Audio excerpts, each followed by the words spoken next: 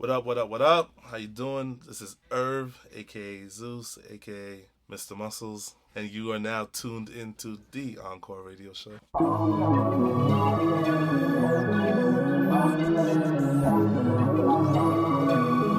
The views and comments expressed on the following radio program by its hosts and their guests do not necessarily reflect the views of... Phone calls outside the customer on this way. Passengers till I pass away. Lifestyles of the rich and fame. Waste the drugs in an ashtray. Smoking out in that cascade. Showing out in that ballet. These are lifestyles of the rich and fame. I'm trying to get a Bushini account. My outfit probably talking more than your rent is about. I'm spending money just to make it, we getting it out. But that's the hustle, nigga, guess I just figured it out. Gold on my neck, goals on my check, holes on my dick, balls on the net. Niggas think I rose from the dead. Put the pressure in, they fold under that. Fool niggas only trying to join the code for the DAC, no flash. Doing shit that never was possible in the past. The Encore Radio Show. I have a new name. Apparently, Wise has a new name, everyone. Well, I have an addition. Apparently, became a rapper in the new year.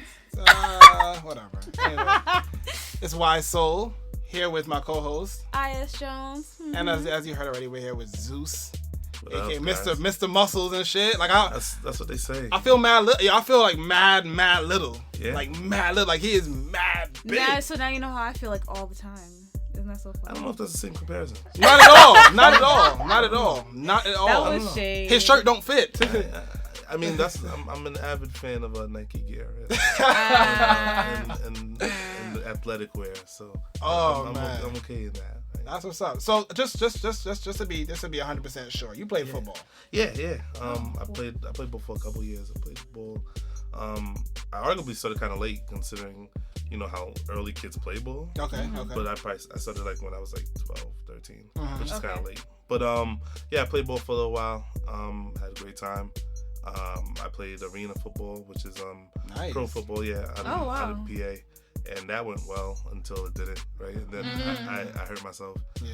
Well, I didn't hurt myself, somebody hurt me. But nonetheless, it was one hell of an experience. You know, I wouldn't trade it for anything.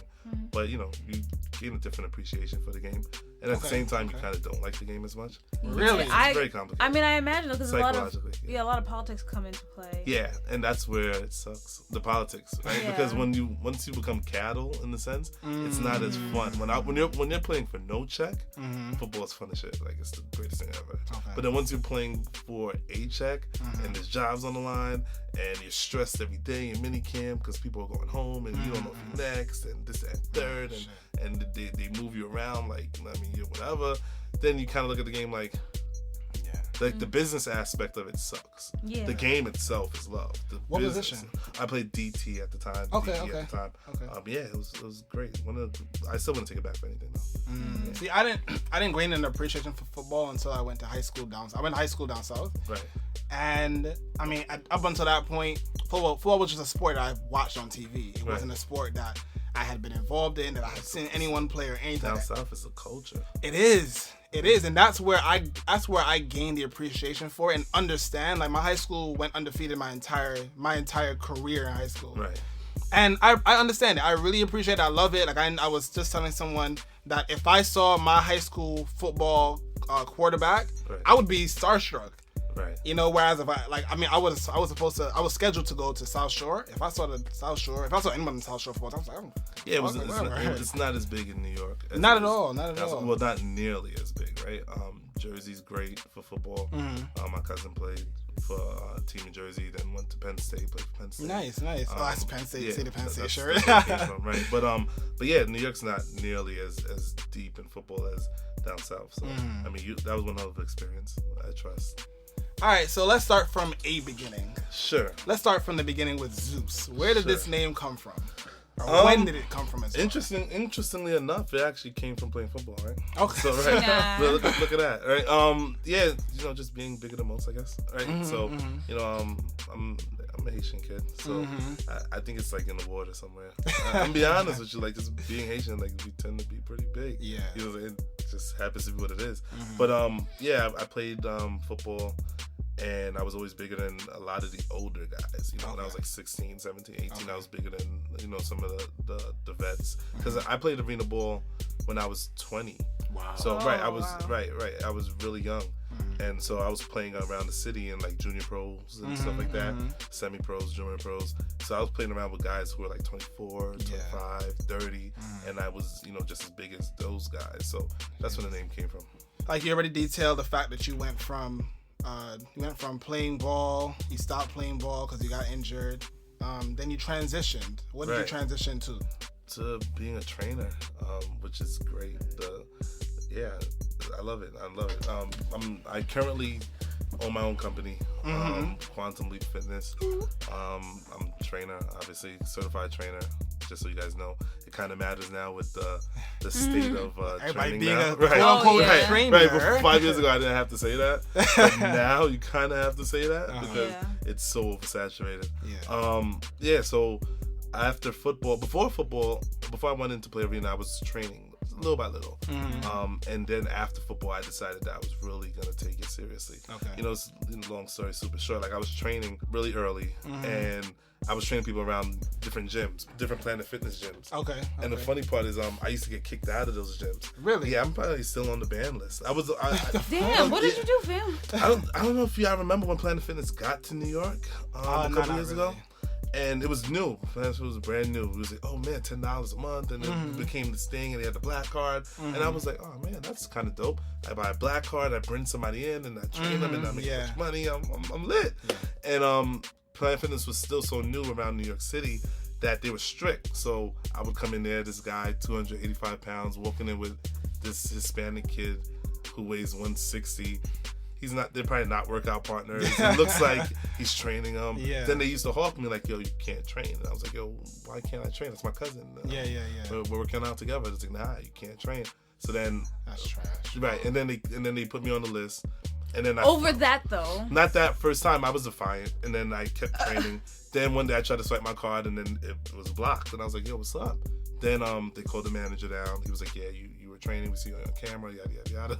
I was like, yo, if you can't show me anywhere in the rule book that says I can't, that I signed, because technically it's not in there. Yeah. I said, if you can't show me that, then I'm going to keep doing what I'm doing. That's crazy. Right. So he was like, all right, fine, I'll reinstate you, but you can't bring anybody with you. I was like, that defeats I don't want to black. Right. So then I was like, all right, cool, reinstate me. Then I dipped off to another gym in Astoria. Okay. They let me rock. I trained there. Then I trained in Brooklyn. And I was cooking. It was just out of Queens. And after that, that's when I went to play arena ball, came back home, and started training for Bally Fitness Gym. Okay. So I saw somewhere. I want to say this obviously probably had to be on Twitter, where you had a job and you left your full-time job to train officially because that was your only thing. Becoming a true entrepreneur in a sense. What gave you the inspiration to do that? Amazing move. It was written, right? Like it was a plan. It was a plan. When I decided to join Bally, right? My mentor was like, go join Bally and learn the system. Who was that? Shout out to mentor. Right. Well, his name is Shine. Okay. Shine's a cool kid. We're super competitive, so I want to shout him. But yeah, so no, he was like, yo, join Bally, and I was like, all right, cool. So then I joined Bally and I was going to school. I was going to York College. I was doing so bad in school because it's tough. I was just telling somebody this the other day.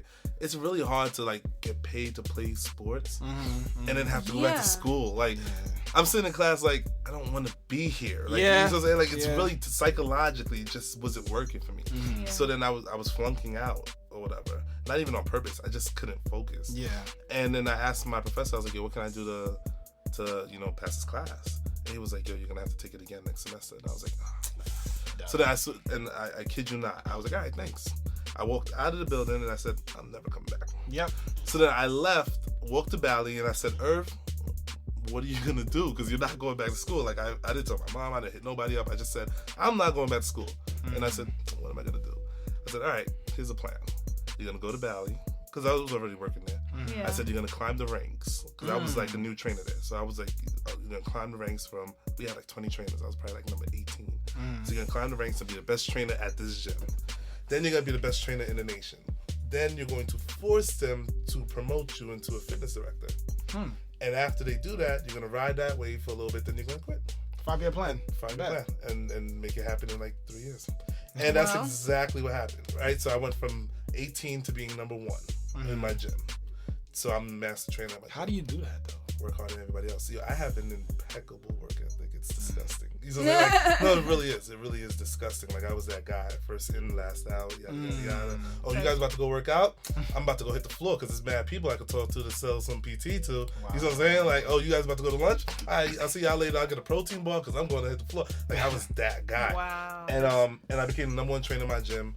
Then I became the #1 trainer in the nation. So they rank you across the nation. There was valleys in Chicago. There was valleys in California. Based on how much PT hour or how much PT clients that you bring in, your retention, how much money you brought in. Statistically proven, I was like, you know, the most. I was the richest trainer Valley's has ever seen. Wow. Statistically proven. Ever. Right. Yeah, the numbers that I put up. Wow. So then, at this point, they're paying me so much, and I'm only a trainer. You know how the game goes. Now they need to make you a fitness director because we need to put you salary so we can base you because you're making way too much money. You're getting commission. Right. Yeah. So your commission, that's, you know, that system where you make more than your boss because your commission is so high. I was like that. Excuse me. I was like that. So they made me a fitness director. I rode that wave, and it was great. I ran top 3 program in New York City. I mean, obviously, if I'm a great trainer, I create great trainers, I guess. Yep. Then, you know, you hit a couple snags, couple office things. You realize, yo, this is frustrating. Yeah. Tired of pushing paper, tired of sitting in here, listening to a bunch of suits telling me what to do, yada, yada. And it got to the point where I said, yo, I think it's time to leave. Because I built a big name. Like, I've built a pretty good name in, you know, social media. As much as I hate to give Twitter as much credit as it deserves. Just cause gift and a curse, curse. The greatest, probably the greatest invention since the computer. To be honest with you, you know what I mean?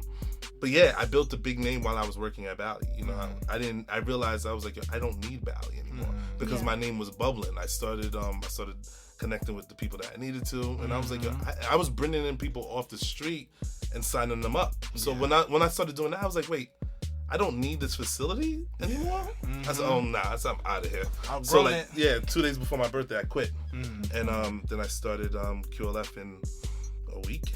I started QLF in a week, the back office of QLF in a week, and then we launched January 5th of 2015. QLF being Quantum Leap Fitness. Yeah, Quantum Leap Fitness, and you know we're rolling. We've done a lot of things. Over 350 readers have touched the site. 350,000 readers. I'm sorry. 2 charity events under the belt right now. A bunch of speaking engagements. We're having fun. I love that. That's what's up. So, talking about the name itself, where'd you get? How'd you put those three words together? Well, the fitness is obviously synonymous, obviously, right? Yes. But the quantum leap, I think it spoke to me in regards to how I approach training, how I approach life. I'm definitely one of those guys that believe you gotta die for what you believe in. Yeah, and it's like take the sleep out the window. You know what I'm saying? Like, yo, you want to be successful, you really want to lose this way, you really want to gain this way, you really want, you know, this type of lifestyle, then I'm gonna give you exactly what you want. But for me to give you what you want, I need a leap. You know what I'm saying? I need that leap of expansion, right? Okay. And that's what kind of spawned the name. And, I really love the message that you have on Facebook for it, dedicated to empowering and creating a healthier you through thought-provoking topics, tips, and routines. Yeah. Now, did you write that, or is that always the mission statement you always had in mind when you were thinking of how Quantum Leap Fitness was going to come into fruition? Yeah, that's exactly what I had in mind. I realized that I wanted to do something different, and I realized that it wasn't just about training. Like, I wanted to empower. I wanted to speak to our culture. You know what I'm saying? Because like I tell people all the time, we don't really have anybody speaking to us, right? You know, you read these magazines, In Shape magazine and Men's Health and Fitness. They're all, no offense, they're all middle-aged white.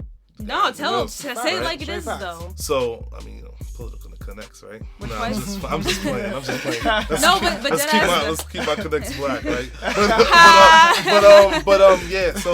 So yeah, I realized that, and I was like, yo, we have no leader, right? And then you think about, you know, being African American, we're so predispositioned to having all these ailments, right? Heart failure, we're the leaders diabetes. of all of this, right? So if we're the leaders of all of this, and all these magazines are coming out on how to be healthy, why don't any of them talk to us about what we're suffering from? Because we're leading this. Yeah, us directly. Right. Yeah. So I don't need your generic view. Talk to me and tell me what's up. So who's gonna do it? Sean T's not gonna do it, right? Billy Blank is done. Right, so I mean, those are the only 2 names you can consider, you know, of African American descent in health and fitness. So then I guess that just leaves me, and you know that's where it came from. I mean, killing the game. Yeah, I appreciate it. So in your most recent episode 7, you talked about a lot of interesting topics. Yeah. I like that. Did you really? Yes, I did. Oh man, that one was a good one. It was a nice play. I like. What was her name again? Addie. Yeah, Addie. yo. She's a I love problem, her. right? Yeah, she is sassy. I love it. Yeah, she's a pit bull in the skirt. You know them AKAs, man. She's a problem. But that's interestingly enough, Addie's my advisor. Right. So she's the only one that gets to actually talk like that. Fair enough. No, she Fair is. enough. Her and Robin, right? But Addie, yeah, she's great, and she's done so much for the community. She's super influential. She was one of the first, you know, plus size bloggers out there, and she kind of led that movement. So when we linked up and we just met in the gym and became really, really good friends, that this idea was like, yo, let's talk about this, because you know, being black and you know, the new movement of big fines and this whole trend of it, if we even want to call it a trend, I was like, it's something worth speaking about, right? Like, are we losing health and fitness for vanity? Like, this is a fair question. You know what I'm saying? But no, the show was great. Hopefully everybody tunes in. I know people I know she had a bit of a tizzy about that word or the phrase "big fine." Yeah. Right. I can't quote her, but I know she felt like it was offensive.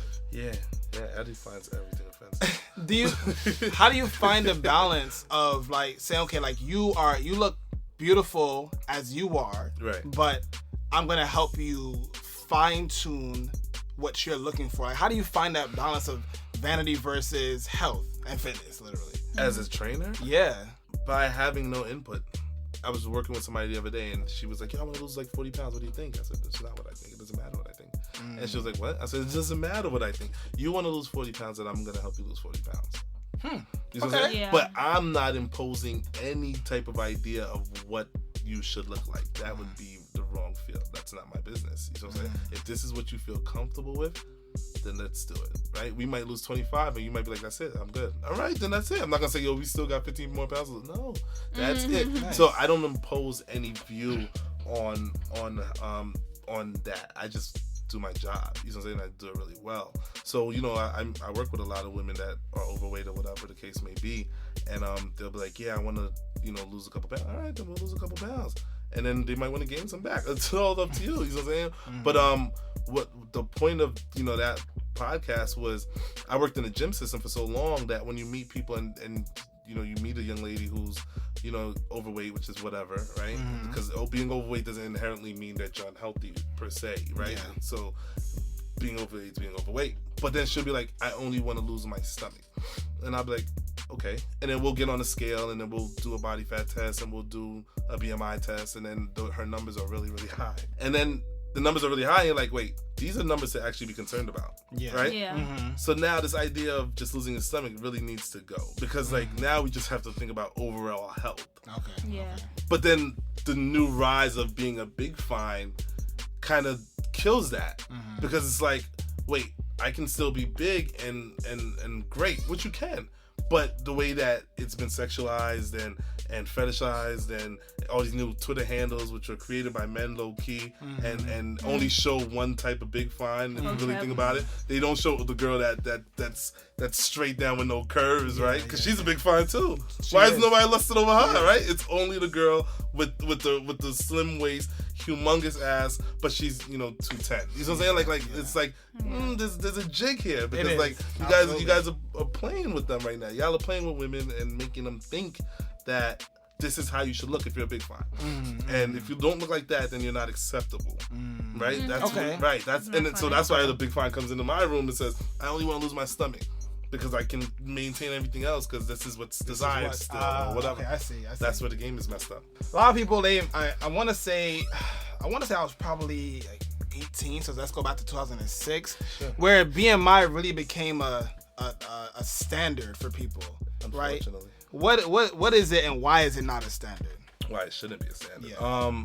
BMI stands for Body Mass Index. Yes. It was created in the European system. Okay. I mean, as we know, the European system does not cater to being African American, right? Really? So they took a chart and they said, all right, if you weigh this and your age is that, you're now here. So it's like they link, right? And then so wherever they fall in the category of is now what you're considered. Okay.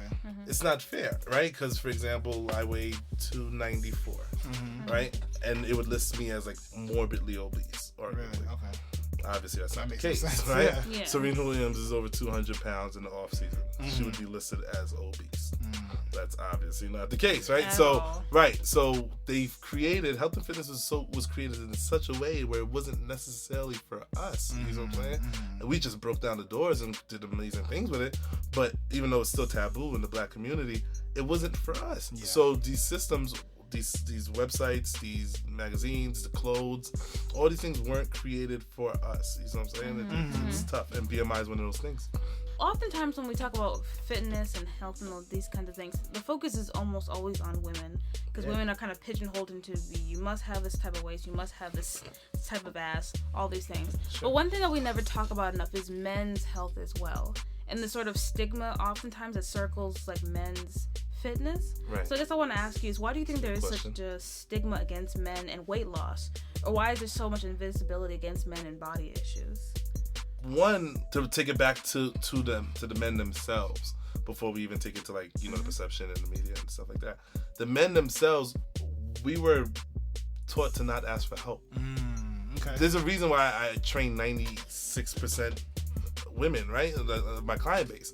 Guys don't want to ask another guy or anybody for help, right? So they're not looking to engage in the health and fitness conversation as much, right? They just don't care. As far as, you know, the media perception and the invincibility and things of that nature, I think it comes from the idea of men being a provider, which is still which is an old school idea, but the idea of being heavy means you're eating good, right? Right, you've heard of that, like, oh, where do you get fat out here? Yeah, you know, eat a lot of lobster and shit, right? You get money out here, you know what I'm saying? So that doesn't bother anybody, right? Women like feeling protected, right? So if a guy's bigger in a sense, then you can protect. It's okay, right? Like, unfortunately, and unfortunately, the issues do get lapsed, right? But that's where the invincibility, I think, comes from, just how skinny guys are perceived versus bigger guys, right?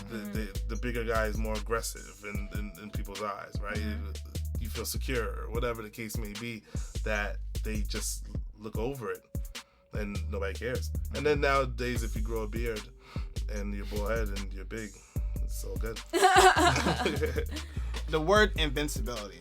Right. So not everyone knows this. If you've been following the show for a long time, you do know, but I used to be 162. I was never a big dude. I was 162. Right. I got into a car accident. It's 2014 now. So 2014 November, broke my neck, started gaining mad weight, and I was like, this isn't gonna work. I was like, I can't even really work out like I want to no more. Let me lose weight. So I changed my diet. I started this thing called the alkaline diet or whatever, which is more so like 80-20, 80% being non-acidic foods, the other 20% being acidic foods. Right. Dropped down to 145. But I don't have any muscle. I felt like I was invincible. I mean, even now, like now that I got a little bit better, I'm like, yeah, I'm Superman again. Fuck y'all, or whatever. I got this. Right. I got this. At the same time, like I don't feel as invincible as someone like Zeus, who is fucking 294, and like the Incredible Hulk would have a problem right now with this man. Right. So you know, I do see it. People have told me, people personally, matter of fact, my own family have said to me like, oh, you're losing weight, like you look real small, like you're not eating. Right. Are you okay? Are you?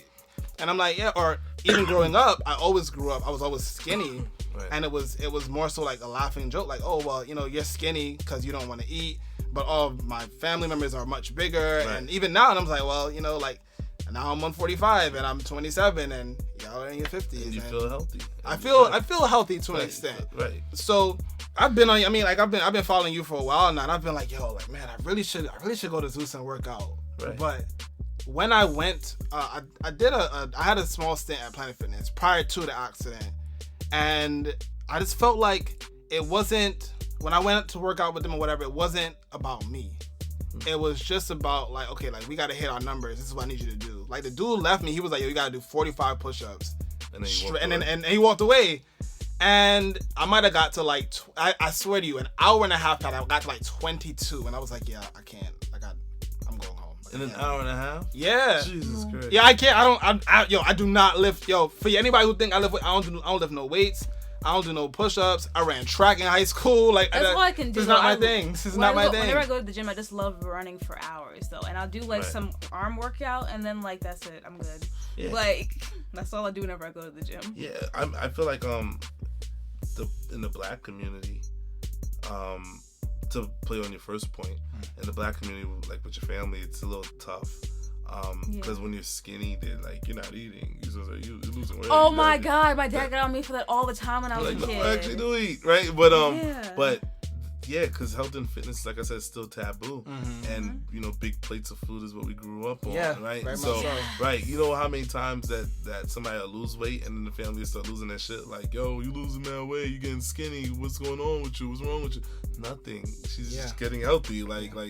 It's a black thing. Yeah, like I said, fitness is still taboo in our culture.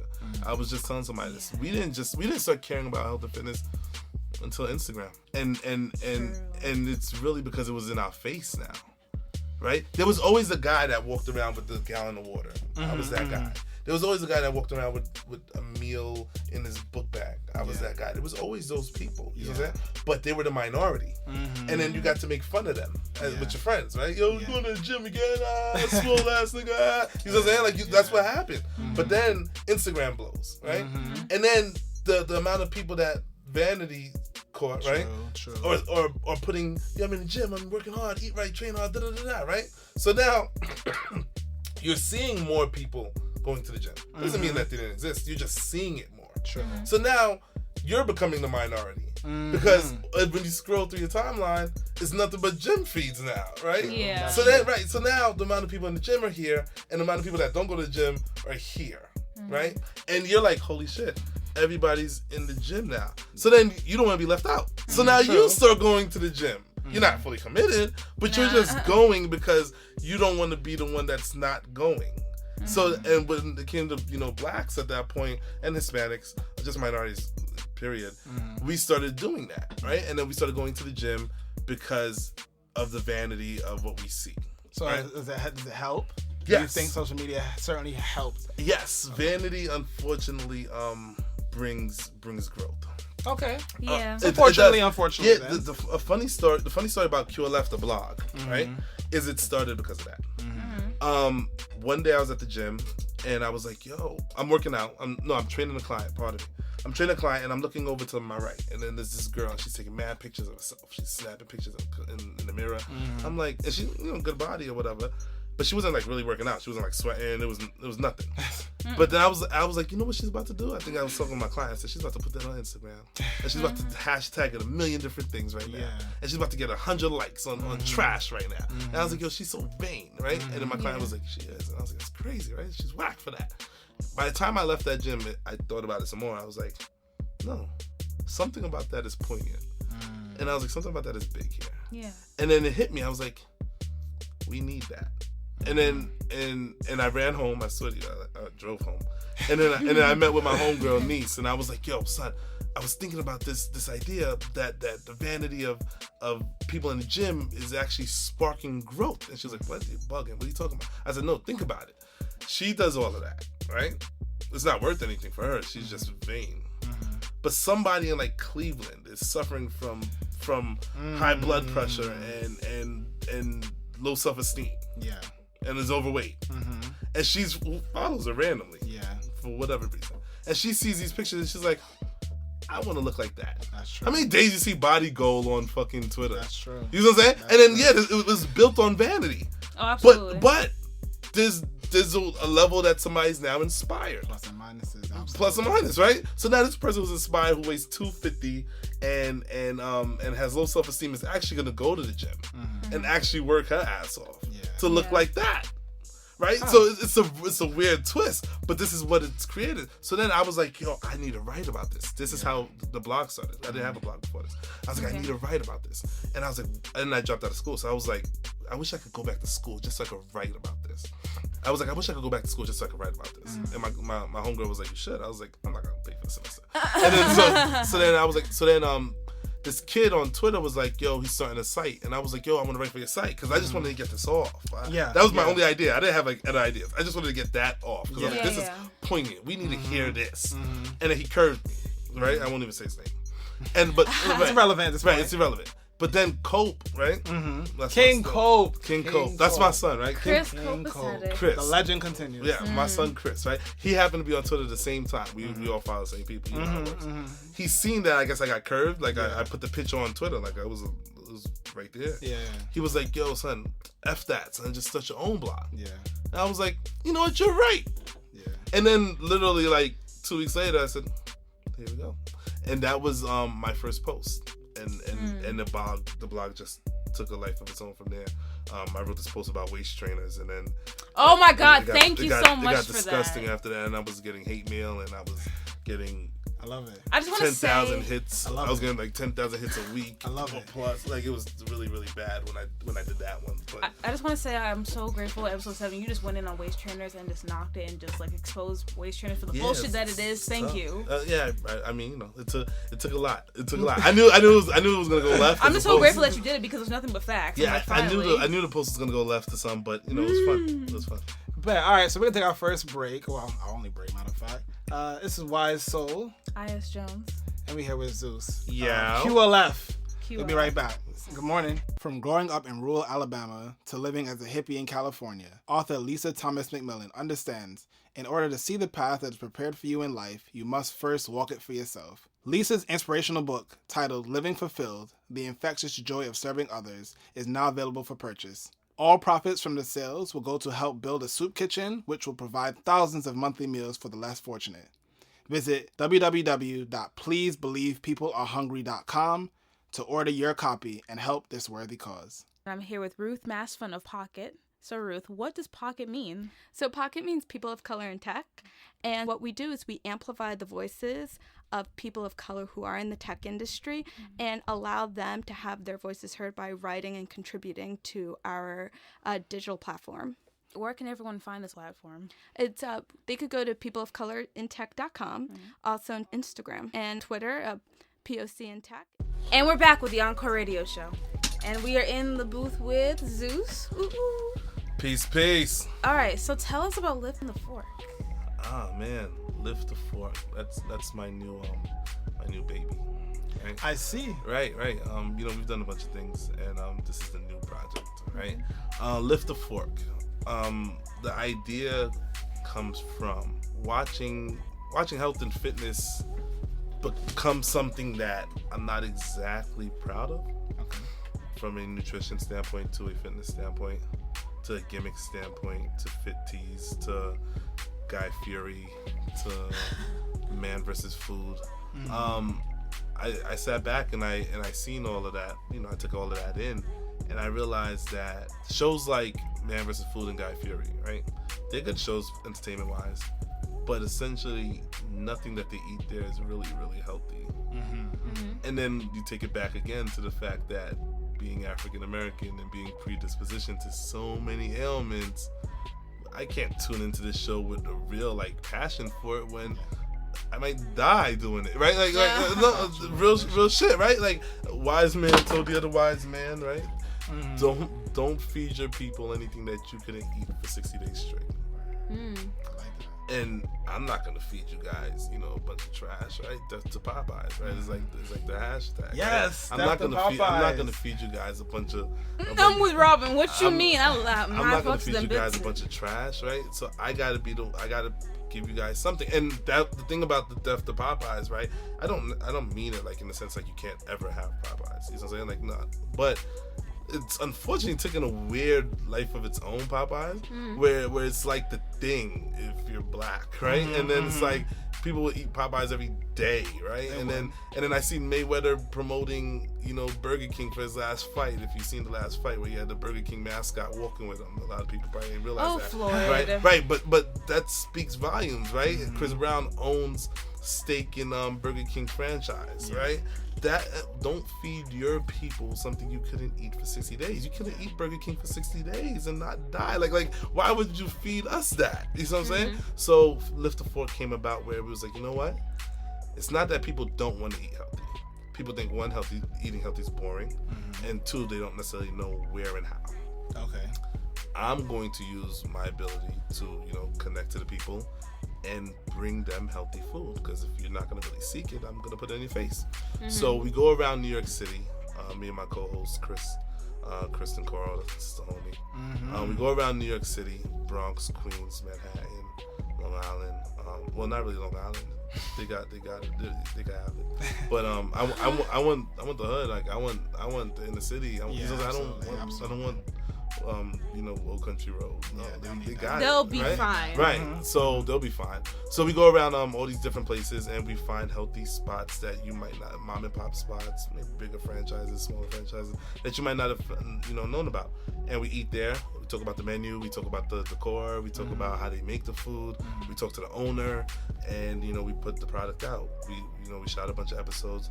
My man Funny Julius, the greatest guy on the planet. Absolutely. Funny Julius, I wanted to win so bad. Me too. Right. We all want Funny. First of all, shout out to Funny Julius. We all want this man to succeed because he deserves it and he's mad funny. And and it's not even and the he's so funny humble part. It's too. just I pick him up every time to go do one of these events or whatever, to go film, and we always just talk about like life shit. Yeah. And then I was like, yo, this kid he deserves it. Like he deserves whatever blessing he gets. Absolutely. Right. So we shot a bunch of episodes. We just released episode 1, a couple hundred views in a couple of days. I was excited. A bunch of different sites decided to hold it. Encore, you guys blessed us. Thank you. I was at work and I was like, I'm writing about this right now. Yo, you had the best write-up too. You had the best write-up. No, you had the only write-up because they all just took my original write-up and put it. You know how the game go, right? Right. But you guys actually wrote. Came from my heart. Right, you're right. You actually wrote a write-up, so that was dope to me. Which is why I hit you. I was like, yo, so you actually wrote this dope-ass write-up because it was genuine and it was original. And we released episode 1. You guys can catch it on my site. You guys can catch it on QLF, QuantumLeapFitness.com, and you guys can also catch it on YouTube. It's called QLF Lift the Fork. Yes. It's a great show so far. So one thing you didn't mention that kind of keeps people back from eating healthy is price. Now, for one, first thing is I just moved to the Bronx, unfortunately, but there are no healthy eating spots that I've found in my area. I live in Mykey now. Right.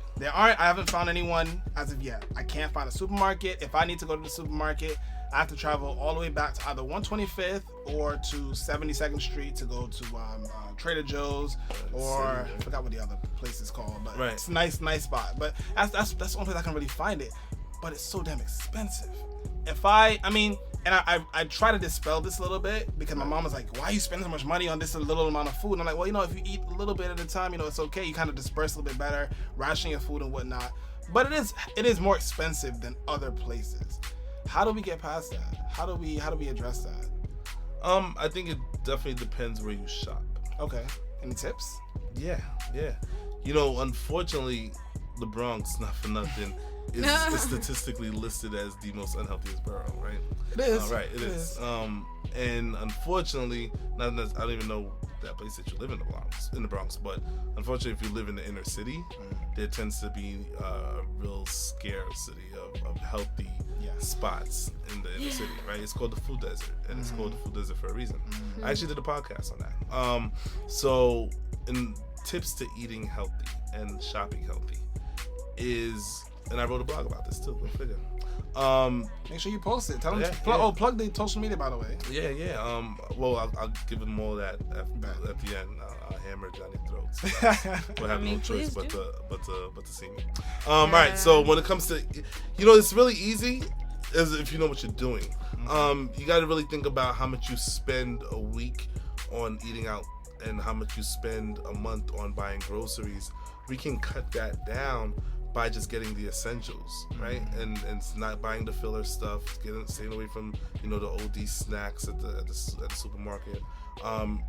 You know, my tip for that, my leading tip for eating healthy and shopping healthy, I guess, right, is focus on buying more greens. Okay. Those aren't so expensive, you know, like spinach. A bag of spinach isn't going to cost you too much.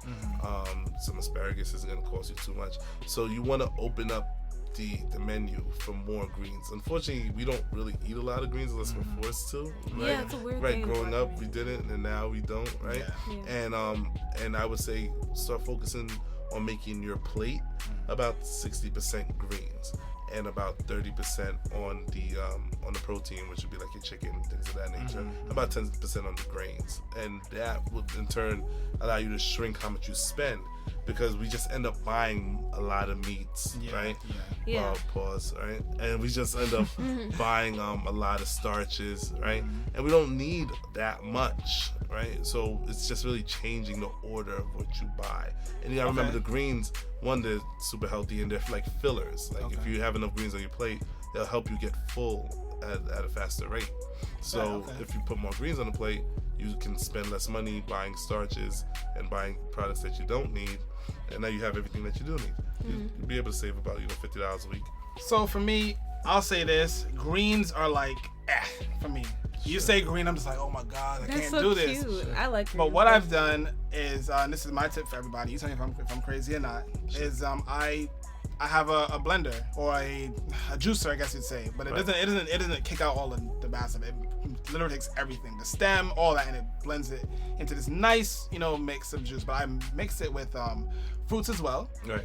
And I get some, if I don't like the taste of it initially, I'll get blue agave syrup and kind of just like pour it over the top for the natural sweetener. Enough, right. Works out, changes the color a little bit. Throw like a banana in there, something like that.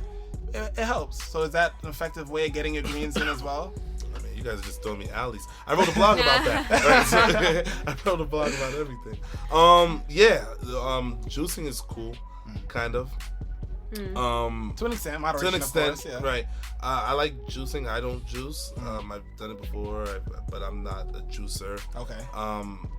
The problem with most people that do juice is that they tend to juice like all day, and they don't get the nutrients that they really need, right? Because a lot of times they'll get rid of the pulp, and they'll get rid of the.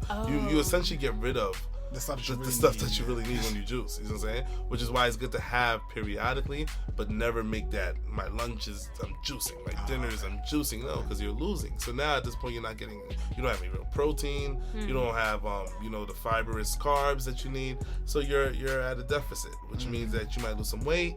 But if that's the goal or whatever the case may be, or you might feel a little better, but in all reality you're not really helping your body that much. So my tip, anybody that does juice, go to your local GNC, buy a protein powder, and put a scoop of protein every time you juice. Now you actually have something that has substance in there. That would be my tip. Protein powder. What is that? What? I mean, I guess it makes sense. It's protein, but I don't. It's a supplement, right? Okay. It's basically allowing you to get the protein that you need without having to necessarily chew all day. Fair enough. So it helps. It's beneficial in that regard, and it's fast because without getting too jargony. You have fast acting proteins, slow acting proteins. Your body responds differently to all of them, but you need protein. Right? That's how you keep muscle development. That's how, if you want to gain weight, that's what's going to help. If you want to lose weight, that's what's going to help. That's essentially, your building block for, just being healthy, having enough protein in your body. So I would suggest anybody that's working out to buy protein shakes, in my opinion. Now, one thing I've always been apprehensive about, whenever I go out with my girlfriends, I always want to eat, anything I find on the menu, whether it's appetizer or main course meal. But I know that usually we consume far more calories when we're going out than usually any other time whenever we're out. So I guess, as someone who is mindful of food intake, what do you do when you're out with your friends and you want to eat but you don't want to consume more calories than you need? How do you circumvent that? Man. What do you, Chris Paul? I wrote a blog about that. It's called Food Hackers. I wrote tips on how to eat when you're out. Okay. My number one tip, because if you really think about when you're out, the style of plates that we get in New York City are bigger. They're more than a serving, right? They're normally like 2 servings worth on a plate, 1.5 a serving on a plate.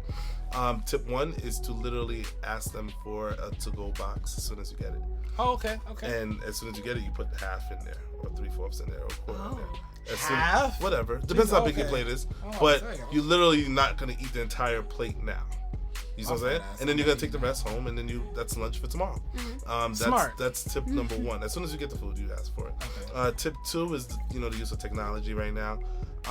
Nobody should really be putting themselves in a position, if they want to eat bad. Like, you don't have to, because most of these sites have their menus online. So you should actually go and check the menu online before you even decide to go to the restaurant. And then know if you even want to go to that restaurant. And number 3 is, don't be scared to ask questions. I go out to eat with Robin all the time.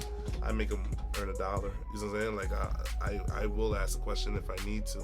And how do you guys make this? What do you guys put in it? If that's how I feel. You know what I'm saying? Depending on where I'm at. So I want to know what oils. I want to know how you guys are making this food. And you can eliminate stuff. All right, cool, make that, but don't use that. And you got to do it. Nice, okay. Right? A lot of times we just don't know that we have that power, though. I did not know that, actually. Right. I did not. I don't ask questions. It's like, okay, if I see it on the menu and it's there, I get it. If I feel like it's not healthy enough for me, I just don't eat it. You don't know what type of oil these guys are using or whatever. Right, fair enough. All right, so take a quick little shift here. It's a very interesting times that we're in. This is, I guess, civil rights part 2 in a sense, really. The climate of America is amazing right now. I wouldn't use that. I don't use the term amazing as in amazing. It's just fascinating to see. Yeah. I think it's important. Absolutely. Right, I think it's important, and I'm excited for the future. Meaning, I like what's happening, because like racism and all this stuff is essentially that's kind of where we're going with this on the left turn. All that stuff is innate, like that stuff is always here. But I love the fact that we're getting to a point where we're not really taking the shits as much. You know what I'm saying? I love that. And then I was telling somebody this today. I was like, yo, it's not us. We're not going to change the world. It's a generation after us that's going to change it. I honestly think the kids that's coming after us are going to be the smartest group of kids ever, because they're watching us say, yo, Black Lives Matter and this and that, and getting people fired on Twitter for saying racist comments. Like, they're watching this, so they're going to grow up and be like, nah, I'm not with the shits no more. I think it's a combination. I don't know. Personally, right now, there's a disconnect. Okay. My mother is... We have a fair amount of age difference between the two of us, right? And when I explain things to her about how I feel about, the climate right now, she understands, but to an extent. They don't. She gets it, but just enough. And she wasn't born here, and it's only been we've only been here for about 30 years or so. So I understand, right? But if I talk to someone who is an African American who grew up in the civil rights era, they say things like, "Oh, well, it's better than it has been before," and I'm like, "Well, I don't give a shit about it's better than. I want it to be the best it's ever been. I'm not taking crumbs. Like, I mean, no offense to no one who grew up in that era or who did what they did. Like, you guys did a lot, but you ended up taking crumbs from the overall loaf of what you really wanted to get. I want the whole goddamn loaf. Well, it's tough if you compare it with somebody that grew up in that area. It is, because they had actually no crumbs. So yeah. So now it's just like, I got crumbs. You know what I mean? Like it's unfortunate, but it's just is what it is. It is unfortunate, and I think my mom doesn't. I don't really have the conversation with my mom either. Well, I guess you have it with Jerry. Yeah, we did. I don't really have that conversation with my mom. She knows where I stand on things, but I don't really have that convo, because parents that came from, other countries, they're not going to get it. Yeah. They're really not going to get it. Most of them aren't. And I understand why. Because when they got their visa to come to the US, they came here to work, and they got regular jobs, and they raised kids by busting their ass, which is great. But they worked the system and under the system, and they only knew a system. So they told their kids, you're going to grow up and you're going to be a doctor, and you're going to do whatever the case may be, and you're going to work in the system, because it's all they know is a system. And then when you talk to your mom about there's mad oppression in the system, they don't see what you're saying. You know what I'm saying? So I get why they don't get it. Or they accept it, which is even worse in a sense, right? Depending on where they're from. I mean, That's very true. So I went that direction to say that. So RZA, he came out and he suggested, oh God, here we go, that African Americans should change their attire in order to not scare police officers into committing violent acts against them. Now, I gave him the benefit of the doubt. I didn't. He a coon for that. Go on. I gave him the benefit of the doubt. I read the whole story. I found as much information about it as I could, and I came out to the conclusion. I won't call him a sellout. I just say that he's trying to take the little things and say, okay, well, if you do this, maybe, or if you do that, maybe. But we're talking about a scale that's constantly moving. No matter what we do, we are not going to be enough for them. Them meaning the majority. We will never be enough for them. Right. So we need to be enough for us. Absolutely. Yeah. So he came out and he tried to defend himself, and he said, how can an original black man be a coon and a sellout? Those few words popped up there. He's upset that people disagree with him, and disagree with him on the concept that you should dress better. Like, you're not 21 anymore, you're 41. You should have a better concept for what you should wear. But you see people get killed for no matter what they're wearing. I mean, I look at Walter Scott. Like, he didn't have on baggy jeans and a hoodie. Like, he had on regular pants and a shirt. You look at there was a guy. There was another young man who was curb stomped by the police. His face was bashed. Young man, a college student. This young man was in a suit and tie when he got bashed in. He had like a bow tie, a nice press suit. Oh, what's his name? Right there. I don't know his name, but that's him right there. South. Very respectable young man, honor roll, everything. Did everything he was supposed to do. I have a picture on my phone, and basically it's of a young black man. He is behind the American flag. He has on his cap and gown, or he has on a suit, or he has on his quote unquote hood clothes. Right. And each picture there's a noose around his neck. It doesn't really matter what we put on. We're not going to ever be good enough for them. So don't worry about it. So what do you think about that? It's unfortunate. In regards to the RZA,